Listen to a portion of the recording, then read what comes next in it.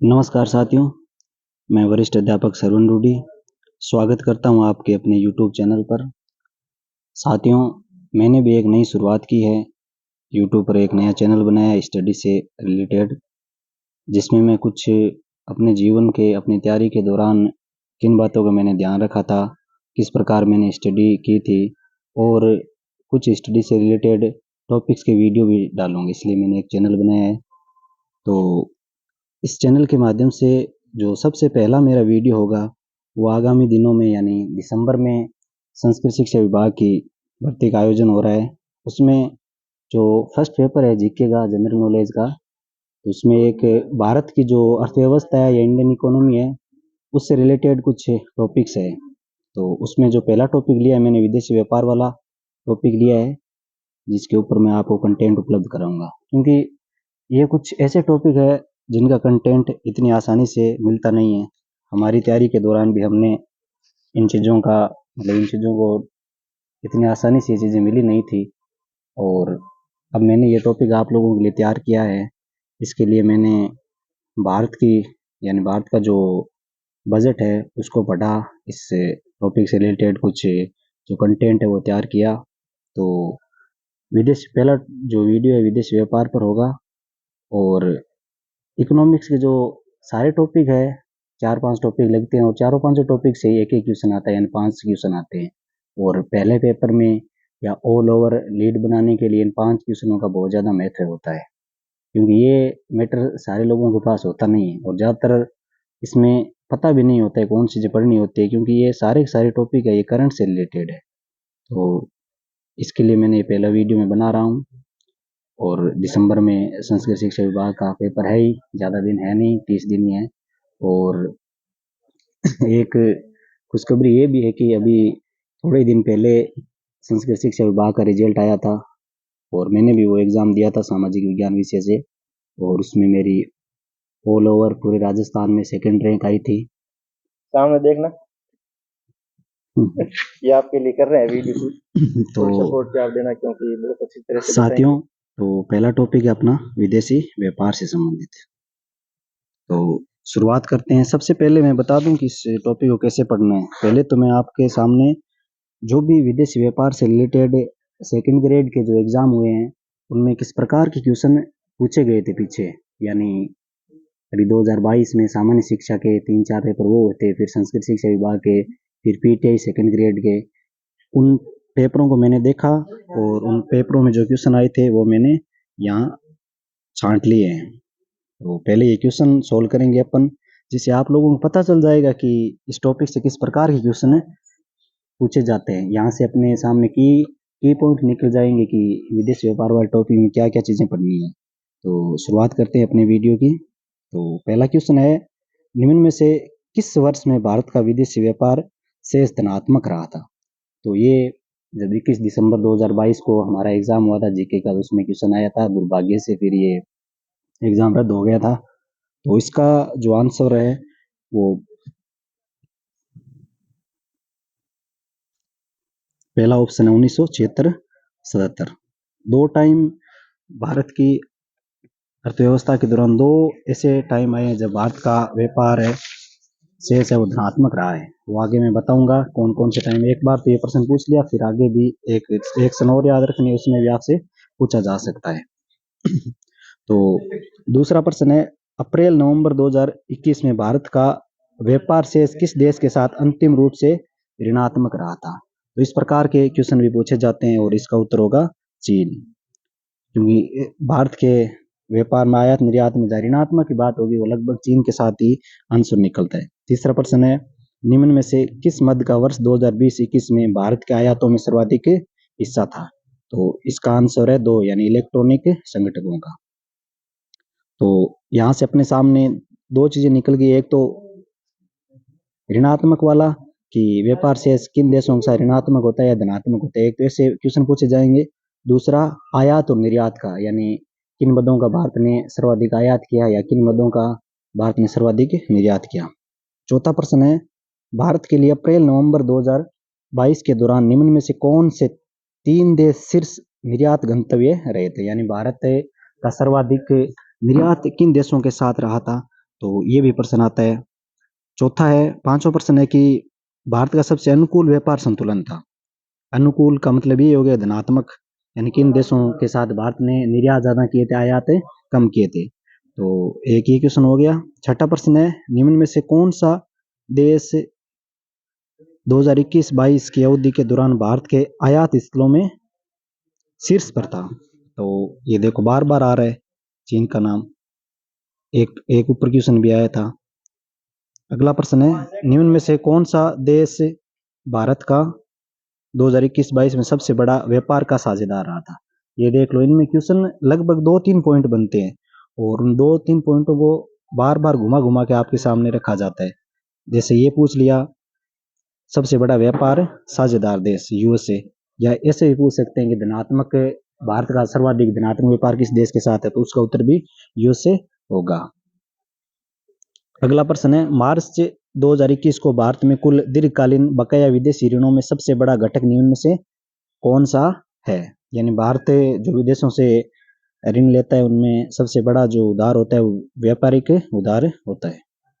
अगला प्रश्न है, निम्न में से कौन सी वस्तु का भारत द्वारा निर्यात विश्व निर्यातों के हिस्से के रूप में वर्ष 2018 में सर्वाधिक था। तो ये थोड़ा पुराना प्रश्न है और इसका उत्तर चावल होगा। 10वां प्रश्न है, निम्न में से कौन सी वस्तु अप्रैल नवंबर 2021 के दौरान भारत की निर्यातक वस्तुओं में शीर्ष स्थान पर सूचीबद्ध थी। तो देख लो, एक ये नया प्रश्न बन गया है, तो उसमें उत्तर होगा पेट्रोल। तो यहाँ से अपने को समझ में आ गया कि 3-4 प्रकार के पॉइंट बन रहे हैं विदेश व्यापार से। जैसे मैं अलग अलग बताता हूँ। पहला पॉइंट क्या होगा, पहला पॉइंट होगा शेष धनात्मक का, शेष धनात्मक का, यानी किन देशों के साथ भारत का जो व्यापार है वो धनात्मक होता है। तो यहाँ ज्यादातर यूएसए का उत्तर आता है। और दूसरा प्रश्न हो गया ऋणात्मक का, यानी किन देशों के साथ भारत के आयात ज्यादा है और निर्यात कम है। तो एक यहां से ध्यान रखना है। और तीसरा पॉइंट हो गया वस्तुओं से संबंधित, वस्तुओं से संबंधित, यानी भारत किन वस्तुओं का आयात ज्यादा करता है। और दूसरा पॉइंट हो गया भारत किन वस्तुओं का निर्यात ज्यादा करता है, क्रम से भाई 1 नंबर कौन सी, 2 नंबर, 3 नंबर, इस प्रकार क्रम से। तो ये 3-4 प्रकार के इस टॉपिक से क्वेश्चन बनते हैं और आपके सामने ये मैंने क्वेश्चन भी रखे हैं। और लास्ट प्रश्न है इस टॉपिक का जो पीछे एग्जाम आया है, भारत के विदेश व्यापार से संबंधित निम्न कथनों पर ध्यान दीजिए। तो पहला कथन है, अप्रैल नवंबर 2021 में संयुक्त राज्य अमेरिका शीर्ष निर्यात गंतव्य देश रहा था। तो ये भी सही है। दूसरा है कि उस समय सर्वाधिक निर्यात जो वस्तुएं थी वो पेट्रोलियम उत्पाद रही थी। ये दोनों कथन सत्य है। तो इससे इन क्वेश्चनों से आपके माइंड में कुछ चीजें समझ में आ गई होगी कि किस प्रकार के अपने को की पॉइंट माइंड में रखने इस टॉपिक से संबंधित। और 1-2 पॉइंट आप सीधे भी ध्यान रख सकते हो। जहां मतलब निर्यात धनात्मक की बात होगी तो वहां हमेशा उत्तर संयुक्त राज्य अमेरिका ही होगा, अमेरिका के होगा। और जहां ऋणात्मक की बात होगी वहां चीन का होगा। तो अब विधिवत रूप से इस टॉपिक की शुरुआत करते हैं। ये सारे क्वेश्चन आप देख लेना, मैंने आपके सामने रख दिए हैं और इन क्वेश्चनों को आप सोल्व कर लेना आप भी, क्या पता कोई क्वेश्चन रिपीट हो जाए। चलिए साथियों, अब शुरुआत करते हैं अपने टॉपिक की, भारत का विदेशी व्यापार। तो इसमें मैंने जो ज्यादातर जो फैक्ट के रूप में प्रश्न पूछे जाते हैं वही चीजें मैंने इसमें रखी है। और ये लगभग अपने 2-2.5 पेज का मैटर है। ये भी आपके सामने मैंने जैसे थ्योरी के रूप में लिखा है तो थोड़ा बड़ा लग रहा है, बाकी आप शॉर्ट नोट्स में लिखोगे तो 1 पेज से ज्यादा का मैटर नहीं है और 1 या 2 प्रश्न यहाँ से पक्के आएंगे। तो शुरुआत करते हैं। पहला पॉइंट है कि वित्त वर्ष, और हाँ एक बात और, ये जो भी मैं आपको कंटेंट दे रहा हूँ इस टॉपिक में ये एकदम भारत का जो नया बजट आया था अभी 2023-24 में उस बजट के अनुसार है। कोई पुराने आंकड़े मैंने इसमें नहीं लिए हैं।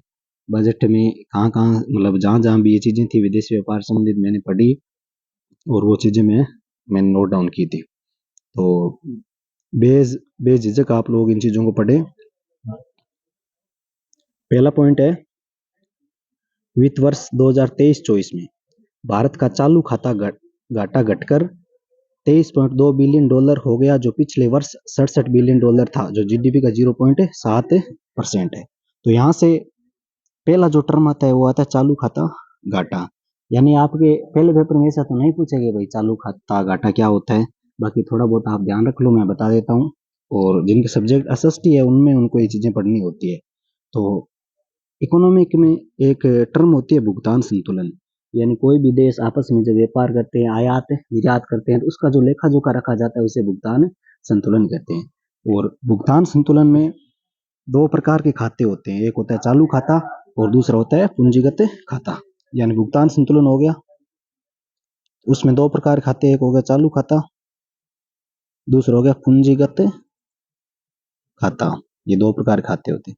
और चालू खाते में जो अल्पकालीन लेन देन होते हैं देशों में, थोड़े समय के लिए जो भी वस्तुओं सेवाओं का लेन देन होता है वो सारे टर्म्स चालू खाते में होते हैं। और पूंजीगत खाते में जो दीर्घकालीन लेन देन होते हैं, जिनकी समय अवधि दीर्घकालीन होती है और पूंजी क्या होती है वो स्थायी होती है, तो उनको अपन क्या बोलेंगे, पूंजीगत खाता। ये थोड़ा बहुत ध्यान रख लेना। बाकी इनका आपसे ये नहीं पूछेगा क्या होता है चालू खाता, इससे केवल आपके करंट से रिलेटेड वो टॉपिक्स, करंट से रिलेटेड कुछ पॉइंट्स है वो पूछ सकते हैं। तो पहला पॉइंट क्या हो गया इसका कि चालू खाता घाटा है ना, घटा है भारत का, पहले 67 बिलियन डॉलर था और जो घटकर अब 23.2 रह गया है। अगला दूसरा पॉइंट है, ये सबसे महत्वपूर्ण पॉइंट है, ज्यादातर यहाँ से प्रश्न आता है ये, कि वर्तमान में भारत के सबसे बड़े व्यापारिक भागीदार कौन है। तो उसमें सबसे ज्यादा व्यापारिक भागीदार का मतलब यहाँ दोनों चीजें शामिल है, आयात भी शामिल है और निर्यात भी शामिल है। तो सबसे बड़ा जो व्यापारिक भागीदार देश है वो चीन है एक नंबर, दूसरा यूएसए, तीसरा यूएई, चौथा रूस। तो ये भी आप ध्यान रखना, कंफ्यूज नहीं होना है। व्यापारिक भागीदार मतलब क्या हो गया, आयात और निर्यात दोनों चीजें शामिल की गई है यहाँ। तो अगला पॉइंट है रेमिटेंस यानी प्रेषण क्या होता है। तो सबसे पहले आप थोड़ा सा समझ लीजिए रेमिटेंस का मतलब क्या होता है। तो रेमिटेंस का मतलब होता है साथियों, भारत के लोग हैं, अपन सुनते हैं यूएसए, कनाडा, ब्रिटेन, इन देशों में भी काम करते हैं। और वो जब वहाँ काम करते हैं और वहाँ से जो भी धन अर्जित करते हैं वो भारत में जब पैसा भेजते हैं तो उसे क्या बोलते हैं, रेमिटेंस कहते हैं। यानी भारत के लोग जब दूसरे देशों में काम करके और वो पैसा अपने देश भेजते हैं तो उसे बोलते हैं रेमिटेंस। और जैसे आप समझ सकते हो, जैसे खाड़ी देश है ये, गल्फ कंट्री है, उनमें भारत के जो मजदूर है वहाँ काम करके जो पैसा भेजते हैं, या यूएसए में अपने देश के जो डॉक्टर है, इंजीनियर है, वो वहाँ काम करके अपना पैसा भेजते हैं, उसे बोलते हैं रेमिटी। तो यहाँ से भी एक प्रश्न आ सकता है, जैसे वर्ष 2023-24 में 124 बिलियन डॉलर की रेमिटेंस अर्जित करके भारत पूरे विश्व में प्रथम स्थान पर आया है। यानी रेमिटेंस अर्जित करने में भारत पूरे विश्व में पहले स्थान पर है। तो एक अच्छा पॉइंट है, यहाँ से प्रश्न बन सकता है, ये भी आप ध्यान रखें। अगला पॉइंट है, जो मैंने जब टॉपिक की शुरुआत की थी तो उसमें पहला प्रश्न था कि भारत का भुगतान संतुलन किस वर्ष से धनात्मक रहा था, शेष रहा था। तो उसमें जो हमारे टाइम पूछा था वो तो था 1976-77 वाला। तो एक ही हो गया, दूसरा हो गया 1972-73। तो ये दो पॉइंट आप याद रखना, 1972-73 और 1976-77 में भारत का भुगतान संतुलन धनात्मक रहा था या अधिशेष रहा था। अगला टॉपिक है विदेशी ऋण। वर्ष 2023-24 में भारत का विदेशी ऋण 663 बिलियन डॉलर, जो जीडीपी का 18.7% है। यानी भारत के विदेशी ऋण कितना हो गया है, 663 बिलियन डॉलर हो गए, और जीडीपी का कितना 18.7% है।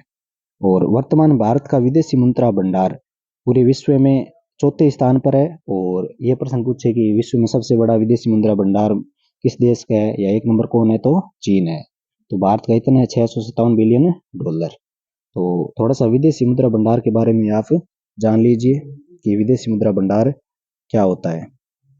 अपने जो जिनके इकोनॉमिक सब्जेक्ट है या एसएसटी से तैयारी कर रहे हैं उनको तो पता होगा कि आरबीआई के पास विभिन्न देशों की जो विदेशी मुद्रा भंडारों के रूप में शामिल की जाती है उसे बोलते हैं विदेशी मुद्रा भंडार, जिसमें तीन चार चीजें शामिल की जाती है। पहली, एक तो विदेशी परिसंपत्ति, विदेशी परिसंपत्ति, और जिसमें आप देख सकते हो भाई डॉलर हो गया, यूरो हो गया, ये जो मुद्राएं होती है ये आ जाएगी। दूसरा गोल्ड यानी सोना रख सकते हैं। तीसरा होता है एसडीआर होती है, जो स्पेशल ड्राइंग राइट्स होती है वो। और चौथा होता है जो रिजर्व ट्रांच होता है, यानी आई भारत जो IMF है उसके पास जो भी अपनी निधि रखता है वो इसमें शामिल की जाती है। 3-4 चीजें, थोड़ी राइटिंग सही नहीं हो रही है क्योंकि वीडियो बोर्ड पर नहीं है, बेसिकली मैं सीधा शूट कर रहा हूँ एक ऐप के माध्यम से, तो आप चीजों को थोड़ा ध्यान से सुने। अगला है विदेशी निवेश। तो किसी भी देश में विदेशी निवेश है ना, दो प्रकार से होता है, एक FDI के माध्यम से, एक FII के माध्यम से। यानी कोई भी देश में जब विदेशी संस्थाएं या कंपनियां नागरिक लाभ कमाने के लिए जो भी निवेश करती है ना, वो क्या होता है, विदेशी निवेश होता है। और वो दो प्रकार से करते हैं, एक FDI के माध्यम से, दूसरा FII के माध्यम से। FDI का मतलब होता है प्रत्यक्ष विदेशी निवेश, यानी जब कोई भी देश प्रत्यक्ष रूप से निवेश करता है, और प्रत्यक्ष रूप का हो गया मतलब भारत में आके किसी कंपनी का उन्होंने निर्माण किया, और वो क्या होगी, भारतीय एक स्थायी संपत्ति होगी, और उसका लाभ भी क्या होगा, ज्यादा होगा, और पूंजी का पलायन होता है वो भी क्या होता है, कम होता है। तो ये FDI होती है। दूसरा जो निवेश का तरीका होता है वो FII होता है, यानी विदेशी संस्थागत निवेश। यानी विदेशी संस्थाएं जब या तो जैसे शेयर मार्केट में, यानी शेयर मार्केट में जब निवेश करती है तो ये क्या हो गया, FII हो गया। तो ये होता है, इसका मतलब थोड़ा बहुत आप ध्यान रख लेना, बाकी आप पहले पेपर में इससे प्रश्न नहीं पूछते इनके टर्म से। तो पहला पॉइंट है, वर्ष 2023-24 में कुल FDI प्रवाह भारत में $71 बिलियन है। कितनी है, $71 बिलियन। ऐसा प्रश्न आ सकता है कि वर्ष 2023-24 के अनुसार कुल भारत में FDI कितनी आई है, तो $71 बिलियन है।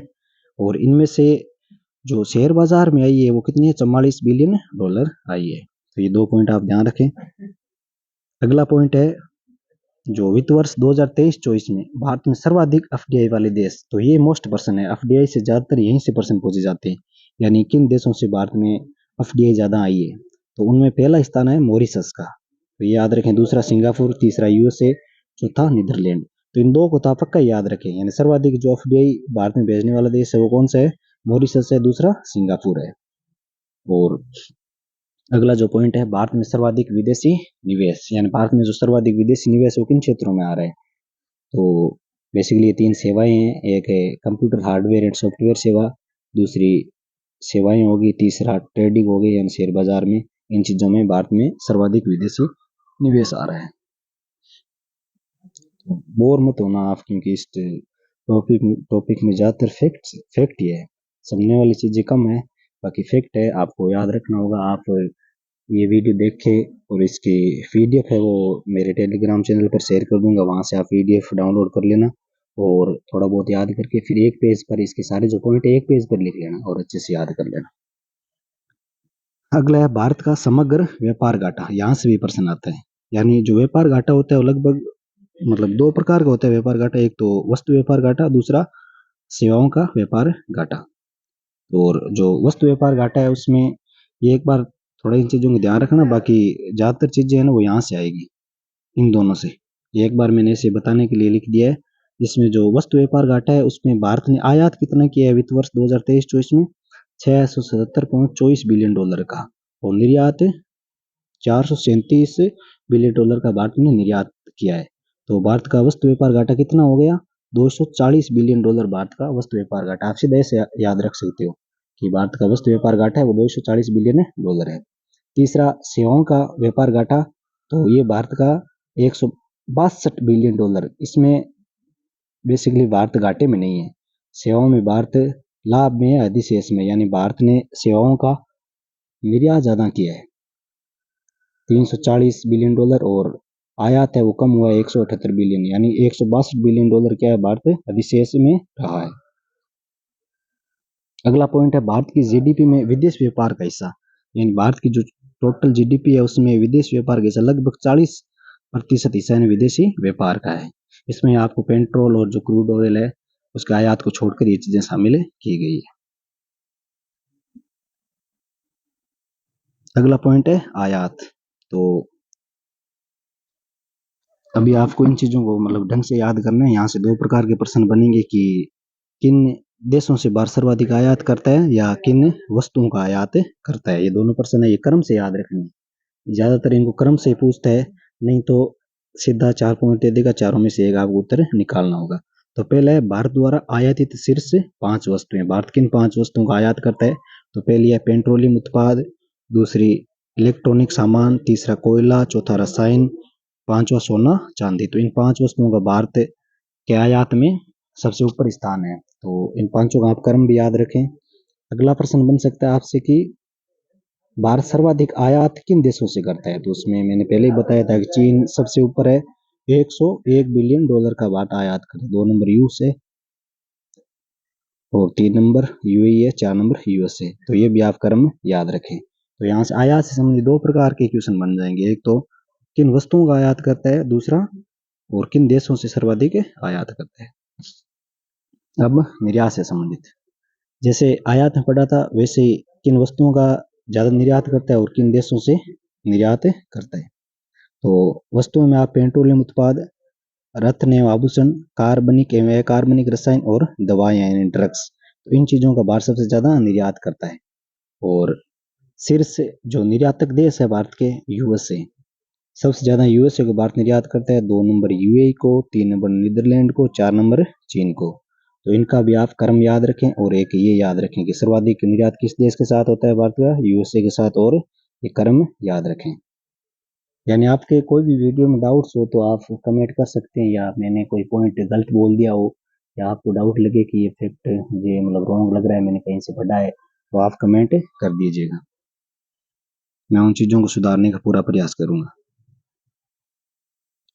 अब अगला प्रश्न है, ये तो अपने वस्तुओं का पढ़ा है, अब सेवा का देख लेते हैं थोड़ा कि भारत के द्वारा जो शीर्ष निर्यातक सेवाएं हैं, भारत किन सेवाओं का सबसे ज्यादा निर्यात करते हैं? तो वो दूरसंचार, कंप्यूटर और संचार सेवा, 1 नंबर ये है। 2 नंबर जो व्यावसायिक सेवाएं होती है, 3 नंबर यात्रा, 4 नंबर परिवहन। इन सेवाओं का भारत सर्वाधिक निर्यात करते हैं। और किन सेवाओं का भारत सर्वाधिक आयात करता है? तो इनमें 1 नंबर अन्य व्यावसायिक सेवाएं होती है, दूसरा यात्रा, तीसरा परिवहन। तो ये 3 आप याद रख लेना।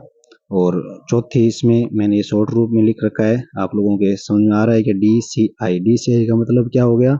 यानी दूर संचार, कंप्यूटर और जो संचार सेवा यानी इंफॉर्मेशन जो सर्विस है ये। तो बेसिकली आप देख सकते हो कि ये इसका उल्टा है। आयात में आप अन्य व्यावसायिक सेवाएं हैं, अन्य व्यावसायिक सेवाओं का मतलब क्या हो गया? भारत जब दूसरे देशों से जो पूंजीगत वस्तुएं खरीदता है, यानी उद्योगों की स्थापना के लिए जो भारी भारी मशीनें हो गई, आप ये देख सकते हो, जब दूसरे देशों से खरीदी जाती है तो ये किस में आ जाएगी? अन्य व्यावसायिक सेवाओं में आ जाएगी। तो अब इस टॉपिक से कुछ और पॉइंट बचते हैं, वो आपके सामने मैं रख रहा हूँ। बेसिकली ये पूरा पूरा टॉपिक रटने वाला ही है, आप लोग मतलब समझने पर कम ध्यान दें, इसको रटे ज्यादा। तो पहला पॉइंट है वैश्विक वस्तुओं के निर्यात में भारत की हिस्सेदारी, यानी भारत की 1.8% पूरे विश्व में जितना भी निर्यात होता है उसमें 1.8% भारत की हिस्सेदारी है। और रैंक पूछे तो आप देख सकते हो 2023 में 17वीं रैंक है, 2022 का पूछे तो 18वीं रैंक थी। अगला हो गया सेवाओं से संबंधित, यानी भारत का पूरे विश्व में सेवाओं की निर्यात करने में कितनी हिस्सेदारी है? तो आप देख सकते हो 4.3%। और स्थान कौन सा है? 5वां स्थान है, 5वीं रैंक है। तो सेवाओं में आप देख सकते हो पूरे विश्व में भारत की क्या स्थिति है। तीसरा हो गया कुल वस्तु और सेवाओं के निर्यात में, कुल वस्तु और सेवाओं के निर्यात में भारत की हिस्सेदारी कितनी है? 2.4% है। और केवल वस्तुओं के निर्यात में 1.8% है। अगला हो गया आयात से संबंधित, यानी वैश्विक आयात में भारत की हिस्सेदारी कितनी? 2.8%। और रैंक कौन सी है? 9वीं रैंक है। और सेवाओं के आयात में 4% सेवाओं का आयात करता है और रैंक 8वीं है। और कुल वस्तु और सेवाओं के आयात में 3% है। तो ये पॉइंट आप थोड़ा बार बार कंपेरिजन समझना, एक साइड आयात का लिख लेना और एक साइड निर्यात का। तो इसे याद करोगे तो ये पॉइंट आपको याद हो जाएंगे। अगला कभी कभी एक प्रश्न पूछता है अंकटाड के अनुसार कि अंकटाड की जो विश्व निवेश रिपोर्ट 2024 के अनुसार वैश्विक एफडीआई में कमी दर्ज की गई है, यानी 2022-23 में 1.4 ट्रिलियन डॉलर थी और 2023-24 में कितनी होगी? 1.3 ट्रिलियन डॉलर। तो इसमें क्या है? कमी दर्ज की है, किसके अनुसार? अंकटाड के अनुसार। तो ये भी प्रश्न पूछा जा सकता है। कुछ पॉइंट और है, ज्यादा पॉइंट नहीं बचे, 3-4 पॉइंट ही बचे हैं। तो पहला पॉइंट है, भारत खिलौनों का आयातक से अब क्या बन गए, निर्यातक राष्ट्र बन गए। तो ऐसे भी इस टॉपिक से प्रश्न पूछे जा सकते हैं कथन के रूप में, 3-4 कथन दे देंगे और उसमें एक ये कथन लिख सकते हैं कि ये सही है या गलत है। तो अगला पॉइंट है, वर्ष 2018 तक भारत हथियारों का दूसरा सबसे बड़ा आयातक था। पूरे विश्व में सबसे ज्यादा जो हथियार आयात करने वाले देश थे उसमें भारत का दूसरा स्थान था। और वर्तमान में भारत की क्या स्थिति हो गई है, निर्यातक देशों में शामिल हो गए हैं। 25 जो निर्यातक देश है उनमें। तो ये भी एक अच्छा पॉइंट बनता है यहाँ से प्रश्न पुटअप करने का। अगला पॉइंट है, भारत की विदेश व्यापार नीति। अभी हाल ही में 2023 में भारत ने अपनी नई विदेश व्यापार नीति लॉन्च की है। तो यहाँ से प्रश्न आ सकता है कि ये लागू कब की थी। 1 अप्रैल 2023 को लागू की थी। और इसका उद्देश्य क्या है कि 2030 तक, यानी 2030 तक भारत की जो निर्यात में स्थिति है वो $2 ट्रिलियन करनी है। कितनी? $2 ट्रिलियन। तो ये भारत की नई जो विदेश व्यापार नीति, यहाँ से प्रश्न आ सकता है कि लागू कब की, 1 अप्रैल 2023। और इसका उद्देश्य क्या है, 2030 तक $2 ट्रिलियन भारत का निर्यात बढ़ाना है। और जो लास्ट पॉइंट है इस टॉपिक का कि पिछले 30 वर्षों से भारत का सेवा निर्यात 14% की CAGR की दर से बढ़ रहा है। वार्षिक जो इसकी वृद्धि दर है वो कितनी है, 14% है। तो साथ में ये टॉपिक है विदेश व्यापार का। मैंने आप लोगों के लिए जितने भी इससे संबंधित जो भी पॉइंट बनते थे वो सामने रख दिए हैं। आप लोग इन सभी को ध्यान से पढ़ें। और आपको करना क्या है, एक बार तो मैं ये PDF है ना टेलीग्राम चैनल पर शेयर कर दूंगा। और जो टेलीग्राम चैनल की लिंक है वो अपने मैं कमेंट बॉक्स में पिन कर दूंगा, वहां से आप टेलीग्राम चैनल से जुड़ सकते हो। और बाद में आप लोग इस पूरे के पूरे टॉपिक एक पेज पर ही इसके जो आंकड़े हैं वो लिख लेना। और लगभग जब भी आपको टाइम मिले 5 मिनट 10 मिनट इन आंकड़ों को पढ़ते रहना और ये याद हो जाए, क्योंकि ये पूरा का पूरा टॉपिक है ये आंकड़ों से रिलेटेड है। समझने वाली चीजें ये कम है। मैंने इनके बारे में बताया भी आपको कि मतलब पूंजीगत खाता क्या होता है, भुगतान संतुलन क्या होता है, रेमिटी क्या होती है। लेकिन ये इससे पहले पेपर में ये चीजें पूछते नहीं है। बाकी थोड़ा बहुत ध्यान होना तो टॉपिक थोड़ा अच्छे से याद हो जाता है। तो ये पहला जो टॉपिक हो गया अपने इकोनॉमिक्स से रिलेटेड, यानी जो पहला पेपर है, फर्स्ट पेपर है सेकंड ग्रेड में। सॉरी स्क्रीन रिकॉर्डिंग में थोड़ी गड़बड़ हो गई। तो ये पहला टॉपिक अपना कंप्लीट हो गया है। यानी फर्स्ट पेपर में जो मेनली 4 टॉपिक लगते हैं इकोनॉमिक्स से संबंधित, विदेशी व्यापार वाला हो गया, एक उद्योग वाला होगा दूसरा, तीसरा होगा कृषि, चौथा होगा सेवा से संबंधित। तो मैं बैक टू बैक इन टॉपिक्स पर वीडियो बनाऊंगा। ये सारे टॉपिक्स है करंट से रिलेटेड है। और मैंने किस प्रकार ये चीज़ें पढ़ी थी इनमें वो आपके सामने मैं रख रहा हूँ, क्योंकि मैंने भी इनको थोड़ा ढंग से ही पढ़ा था, जिसके बावजूद मुझे सेकंड ग्रेड में और रीट में भी फायदा मिला था। सेकंड ग्रेड सामान्य शिक्षा मेरी ऑल राजस्थान में 14वीं रैंक आई थी सामाजिक विज्ञान विषय से। और अभी संस्कृत शिक्षा विभाग का रिजल्ट आया है, उसमें मेरी पूरी राजस्थान में सेकंड रैंक आई है। तो इनमें कहीं ना कहीं मैं योगदान इन टॉपिक्स का मानता हूँ, क्योंकि इनका कंटेंट इतनी आसानी से मिलता नहीं और पता भी नहीं होता कि इनमें क्या चीज़ें पढ़नी है क्या चीज़ें छोड़नी है। तो साथियों ये अपना टॉपिक पूरा हो गया है। और आप मुझे कमेंट करके बताइए कैसा लगा आपको ये मैटर, क्योंकि आपके कमेंट्स होंगे वो भी मुझे ऊर्जा प्रदान करेंगे, चाहे वो कमेंट नेगेटिव हो या पॉजिटिव हो, दोनों चीज़ें मेरे लिए मोटिवेट के रूप में काम करेगी।